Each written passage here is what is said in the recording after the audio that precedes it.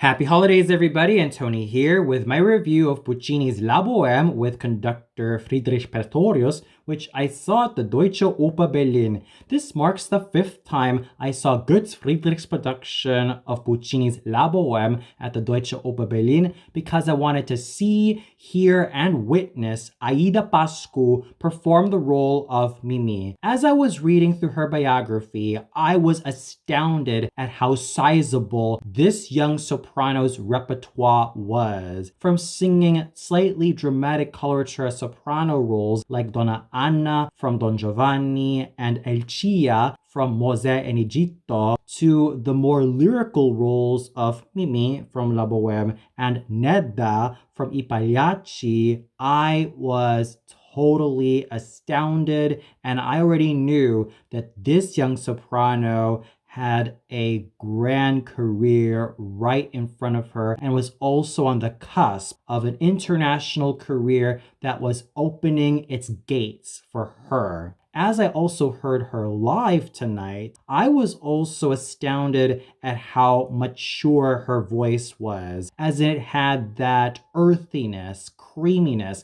richness, roundness, and total gorgeousness that made her sound a lot more womanly for her very young age. She definitely had a lovely instrument worth listening to, and her technical prowess, thanks to her coordinated chest tones, managed to make her interpretation of Mimì technically proficient as well as precise all the way through. Her creamy, rich, and round full lyric soprano voice almost reminds me of the repertoire that the likes of Rosetta Pampanini, Licia Albanese, Mafalda Favero, Grace Moore, Rosanna Carteri, Mirella Freni, Renata Scotto, and Katia Ricciarelli sang in, especially where the likes of Renata Scotto, Mirella Freni, and Katia Ricciarelli are concerned in their glorious primes, i.e. in Scotto's and Freni's case, the 60s all the way up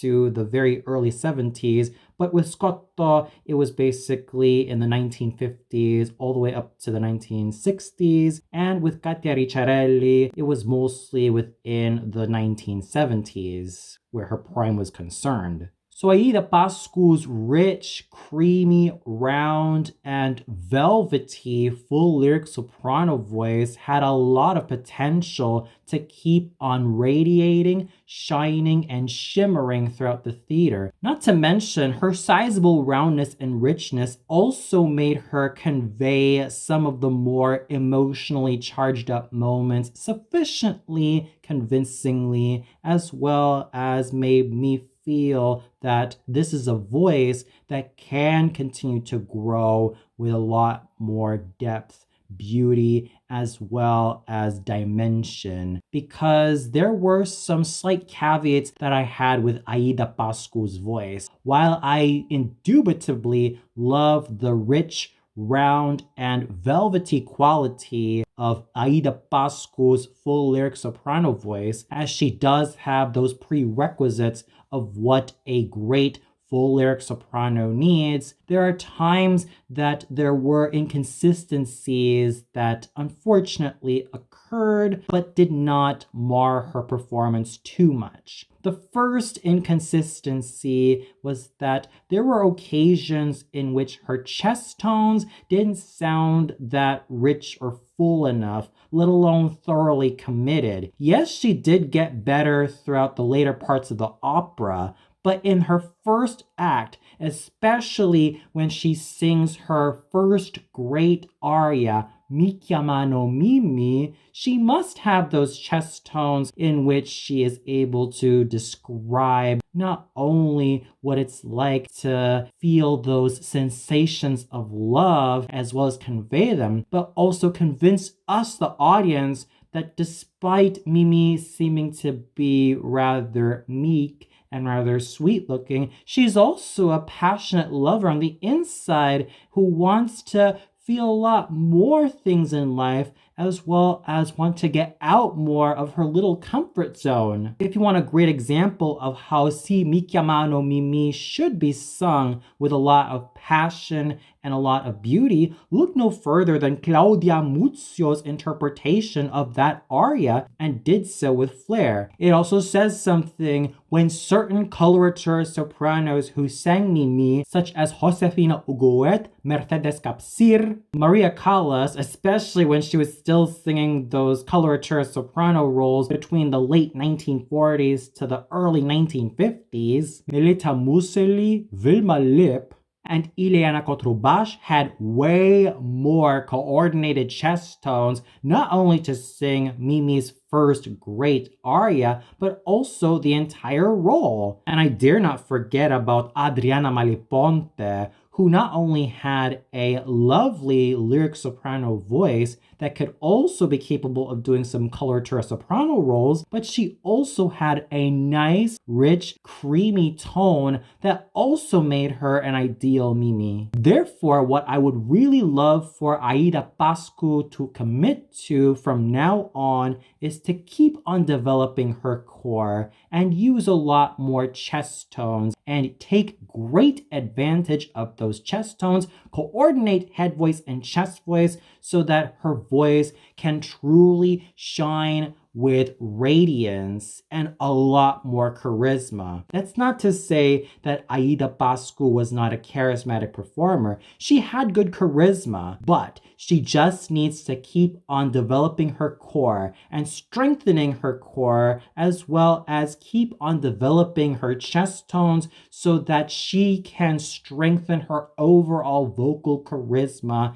as a fine and wonderful full lyric soprano who is on the similar vein of the likes of Montserrat Caballé, Renata Scotto, Mirella Freni, Katia Ricciarelli, Mafalda Favero, Rosetta Pampanini, and Licia Albanese. Unless I forget about Rossana Carteri. I figure that Rosetta Pampanini, Mafalda Favero, Licia Albanese, and Rossana Carteri should serve as role models for Aida Pascu to emulate for how a properly developed full lyric soprano should sound like, so that she can ensure that she is on a phenomenal path to greatness and also ensure that her career will last for a very long time, because this is a full lyric soprano with not only the world at her feet, but also one whose potential should be at its peak so long as she continues to strengthen her chest tones, keep on taking advantage of her core, and never give in to bad habits. With all this encouragement I have for Aida Pascu in store, I still have to give her credit for what she was able to deliver vocally as Mimì. Her creamy, rich, full lyric soprano voice radiated so beautifully, and she was able to convince me that this was someone with great potential to grow, increase, and flourish with a lot more radiance, beauty, and thorough awesomeness, not only as Mimì, but arguably in many great roles for a full lyric soprano, so long as she also maintains conscientiousness of what role she chooses, then I'm pretty darn sure that Aida Pascu will have a long-lasting career. Alexandra Omens had no problem in making Musetta such a charming, charismatic, and absolutely thrilling and totally bodacious and lovely character to witness, both vocally and theatrically. What I truly love about Alexandra Omens as Musetta is her great technical prowess. She truly was someone who could take advantage of her chest tones and even coordinate them well to ensure that her characterization not only comes alive thoroughly, but also believably. Furthermore, she makes a case that even light lyric sopranos and lyric coloratura sopranos can have developed chest tones and also coordinated chest tones thus making sure that head voice and chest voice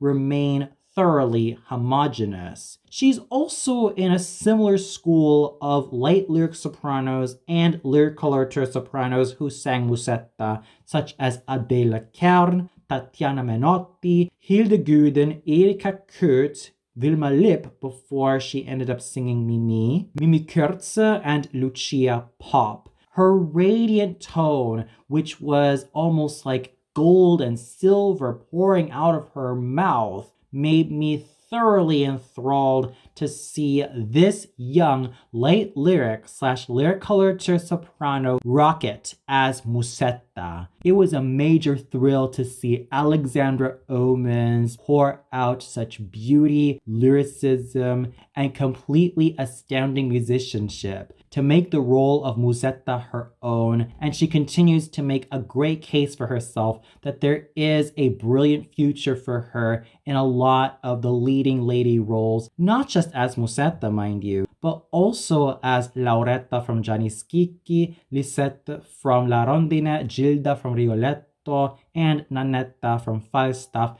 just to name a few of the amazing roles that I would love to see Alexandra Omens star in. Therefore, there is no doubt that Miss Alexandra Omens stole the show as Musetta and also joined alongside Aida Pascu as two magnificent young sopranos who made the roles of Mimì in Pascu's case and Musetta in Omen's case their own, and did so with confidence, aplomb, and a whole lot of security that made them thoroughly formidable performers to look out for every single time one goes to the opera in the best possible way. Patrick Gaddy was a tall, handsome, virile, and earthy Colline, all thanks to his trademark basso profondo voice, which he was able to use with a whole lot of manliness and a whole lot of formidability. What I also loved about Patrick Gaddy's characterization of Colline is that he's still able to be like that big brother figure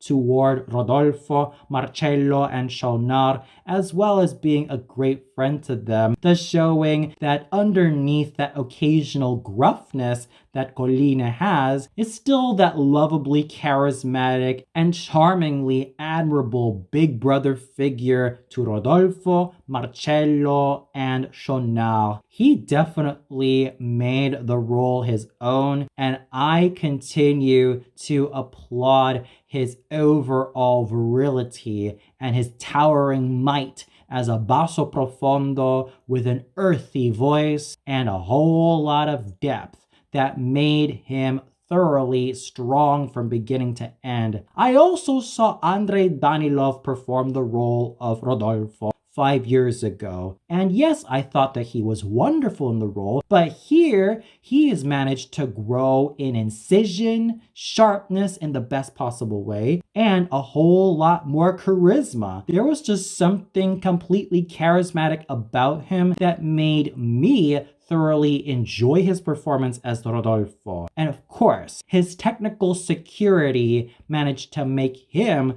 thoroughly rock solid from beginning to end. Yes, there were occasions where he did kind of crack at his high C's, but they were still glorious high C's, and I could totally forgive those little hiccups because Andrei Danilov is, without a doubt, a technically secure and thoroughly formidable singing actor with a whole lot of charisma, a whole lot of strength, both vocally and theatrically, and most importantly, a whole lot of perseverance pouring out of his soul and being thoroughly injected with everything that he continues to sing. Even with some of those up and down moments, Andrei Danilov was still a thoroughly consistent and absolutely charming, virile, and totally involving performer as Rodolfo. He definitely grew vocally stronger than when I first heard him in the role 5 years ago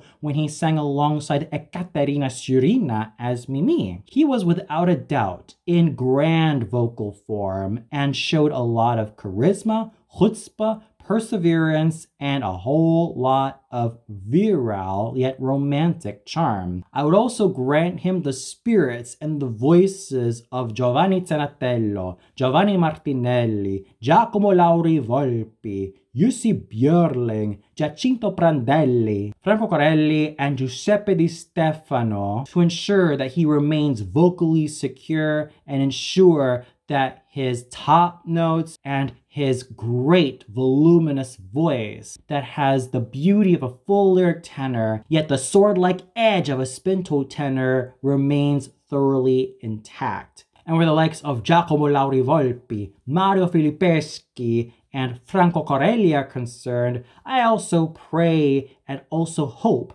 that they serve as inspirations for Andrei Danilov to not only continue tackling Rodolfo, but also hopefully tackle the likes of Manrico from Il Trovatore, Arnold or Arnoldo from Guillaume Tell or Guglielmo Tell, Poglione from Norma, Arvino from I Lombardi alla prima crociata, Ernani from Ernani, Arrigo from I Vespri Siciliani, and Rodolfo Walter from Luisa Miller. I would definitely love to see Andrei Danilov in these sword-like voices that are totally ideal for his full lyric tenor voice with a nice spinto sword-like edge to it. So long as he continues to strengthen his technique, so long as he continues to protect his awesome voice and ensure that it remains in great vocal shape, that I can definitely see great things coming for Signore Andrei Danilov, not only in continuous performances as Rodolfo, but also the likes of Manrico, Arnoldo, and Poglione. Therefore, I salute Andrei Danilov for his continuous strength as well as his signature charisma.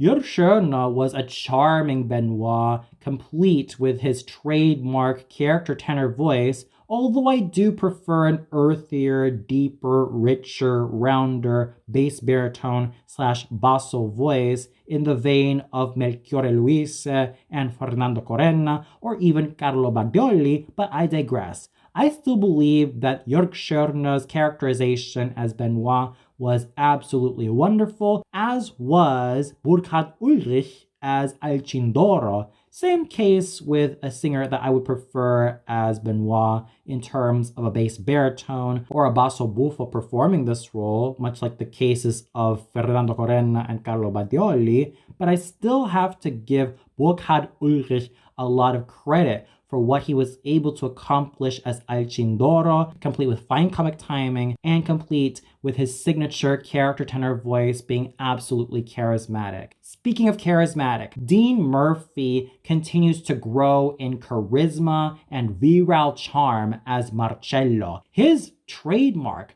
Cavalier baritone voice radiated with great strength and a whole lot of perseverance, and not to mention vocal security to the point where I was in total awe with what he had to accomplish as Marcello. He was definitely in his A game tonight, and he managed to sing his role so wonderfully with sufficient strength as well as sufficient interest. The same thing I could say about Kyle Miller as Schonal. His trademark Cavalier baritone voice, let alone lyric baritone voice, also made him sufficiently charismatic and wonderfully charming as Schonal. He does continue to grow with charisma and interest as this charming musician, and he also had fine banters with Patrick Getty as Colline to the point where I was thoroughly entertained. It also seems like an interesting parallel between Colline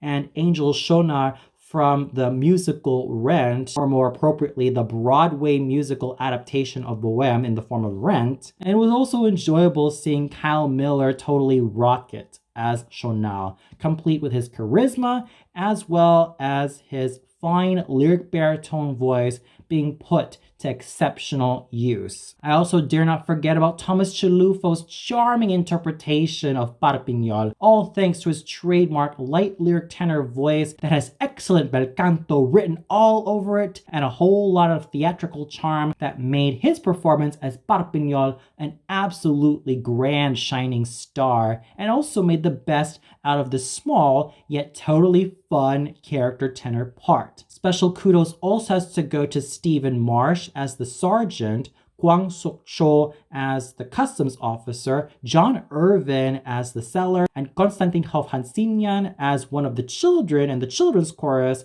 for their wonderful contributions to the overall performance tonight. Therefore, Aida Pascu's performance as Mimì proves itself to be absolutely gorgeous and thoroughly enthralling because of the potential that she has. While I definitely love her creamy, rich, round, and wonderfully feminine full lyric soprano voice that managed to radiate throughout the theater and even sing well over the orchestra, I still have to encourage her to keep on developing her chest tones and keep on developing her core so that her voice will sound a lot more complete with a whole lot more dimension and a whole lot more charisma. I still see a great future in Aida Pascu, and I would really love for her to not only take advantage of those chest tones, but also ensure that she remains in the repertoire that is naturally beneficial for her voice. Because I would never want to see, let alone hear, her gorgeous full lyric soprano voice being put to waste in terms of imprudently tackling more dramatic roles or roles that would end up being way too taxing for Aida Pascu's round, rich, and gorgeous natural full lyric soprano voice. And when all is said and done, I still salute her for her grand contributions as Mimì, as well as Alexandra Oman's proving herself to be an absolutely grand and complete package as Musetta, Patrick Getty exercising strength and virility as Colline, Andrei Danilov being charismatic and thoroughly grand as a great full lyric tenor with a spinto sword-like edge as Rodolfo, Jörg Schörner and Burkhard Ulrich being absolutely lovely as Benoit and Alcindoro respectively, Dean Murphy being a noble Marcello, Kyle Miller being a charismatic and charming Chonard, Thomas Chalufo proving himself to be pristine and absolutely involving as Parpignol, and the fine contributions done by Stephen Marsh, Kwang-Seok, John Irvin, and Konstantin Hovhansinyan as the sergeant, customs officer, seller, and one of the soloists of the children's chorus. Everybody managed to do exceedingly well in their respective roles, and I have to give my hat off to Aida Pascu, Alexandra Omens, Andrei Danilov, Dean Murphy, Patrick Getty, Kyle Miller, Jörg Schörner, Burkhard Ulrich, and Thomas Chalufo for being such charismatic and strong performers in their respective roles. They deserve a lot of applause and therefore deserve to have a whole round of salutes dedicated to them. The conducting done by Friedrich Pretorius was sufficiently nuanced, and he was able to thoroughly involve the orchestra and the chorus with not only those details that he's found in the score, but also make some big moments come alive, and did so with sufficient interest and sufficient wonder, even though I do miss those lush styles found in Herbert von Karajan, as well as the more Italianate styles found in the likes of Carlo Sabajno and Victor de Sabata, but I thoroughly digress. Friedrich Pretorius was in a class of his own. He definitely had some fine nuances with the orchestra and the chorus, and what more can you expect from the chorus and the orchestra of the Deutsche Oper Berlin? They were all pros from beginning to end, and they managed to bolster the entire performance with strength, interest, and absolutely great charisma. So overall, Aida Pascu has demonstrated that she's got a great deal of potential as a full lyric soprano singing Mimì. She had that creamy tone that made me thoroughly convinced that this is a full lyric soprano to keep looking out for in the best possible way. Her youthful femininity and still being in her young prime makes me want to encourage her to not only preserve her gorgeous and beautiful full lyric soprano voice, but also ensure that she makes some wise decisions with her choice of repertoire. So I do wish the best for Aida Pascu's future and hope for the best in terms of a long-lasting career. And for those of you who caught Puccini's La Bohème at the Deutsche Oper Berlin, what'd you think of it? Did you feel that Aida Pascu stole the show from everybody's feet as Mimì? Did you also feel that Alexandra Omens also stole the show? Or did you also feel that both Aida Pascu and Alexandra Omens stole the show from not only everybody's feet, but also the male soloist's feet? Was there another soloist that you preferred over Aida Pascu? Or did you feel like the entire performance was not really to your liking, especially if you found some hits or misses with certain singers? Please let me know in the comments below. Well, that's it for my review of Puccini's La Bohème starring Aida Pascu as Mimì. Tune in tomorrow for my review of Chance Jonas O'Toole's and Nina Solodovnikova's Advent concert at the Deutsche Oper Berlin. So until then, happy holidays, everybody!